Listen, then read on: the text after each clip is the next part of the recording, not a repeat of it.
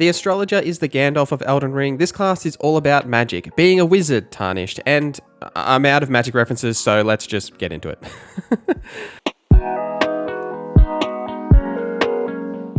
This quick class series is all about giving you quick beginner setups to get you through those initial stages of Elden Ring with specific classes and then develop freely from there, just to kind of put you in the right direction for all of the classes. We'll start off with character creation. Obviously, we're picking the Astrologer here, and the Astrologer's main two stats is Mind to increase your FP, as well as Intelligence for that spell scaling or sorcery scaling.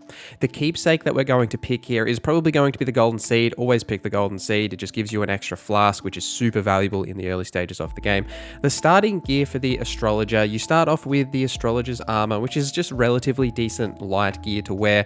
You get a pretty basic shield as well as the short sword, but for the most part we're not really going to be using that. The key is on the Astrologer's staff as well as the spells. You start out with the Glintstone Pebble and the Glintstone Arc. The Glintstone Arc you won't really use too much. It's a relatively AoE spell in a cone in front of you, but the Pebble is what we're going to use all of the time. You'll be raining pebbles down on enemies all of the time. It has such a low FP cost but does a decent amount of damage, and you will just be using this throughout most of the game.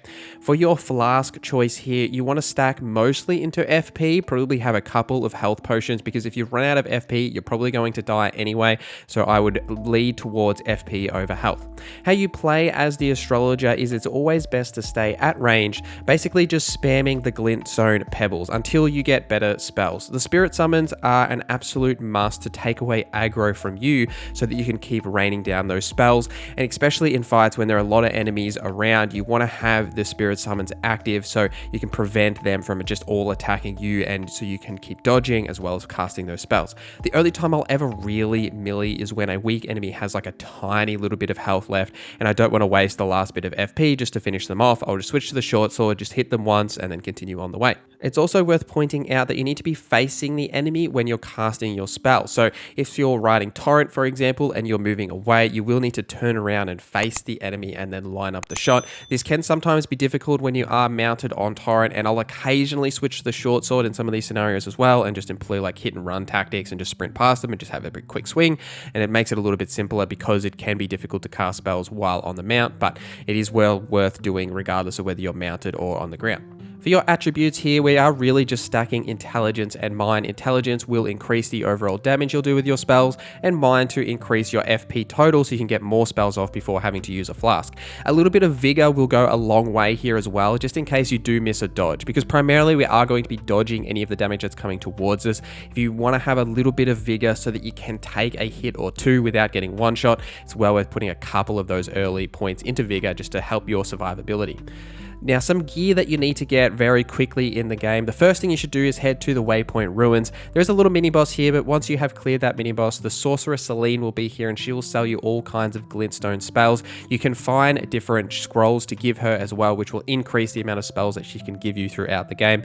Next, you want to head down past the Limgrave, so down south to the Weeping Peninsula, and fight the Demi-Human Queen here at the Demi-Human Ruins. Once you beat her, you'll get the staff, and this is a much better staff than the starting staff the Astrologer has. It has much better sorceress scaling, and you can also upgrade this staff, so definitely worth getting. When you're in the catacombs in Limgrave, the imps down here have a chance to drop an imp helm, which will have decent physical resistances on it, but it will also give you additional intelligence to your total. I think it's 2 points of intelligence, so it's well worth farming these when you are down in the catacombs. And when you're exploring throughout the world, keep an eye out for memory stones. This is how you increase your spell slots. You can buy one at the Round Table Hold very early on for 3,000 runes, but keep an eye out for towers and other locations that will have these memory stones. And check out my starter guide for Elden Ring, which goes through tons of starter information that is beneficial to any kind of player. Let me know in the comments down below how you plan to build out your Astrologer. Thank you for watching this video till the end. Thank you to our members for supporting the channel. My name is Norza, and I hope you have a great day.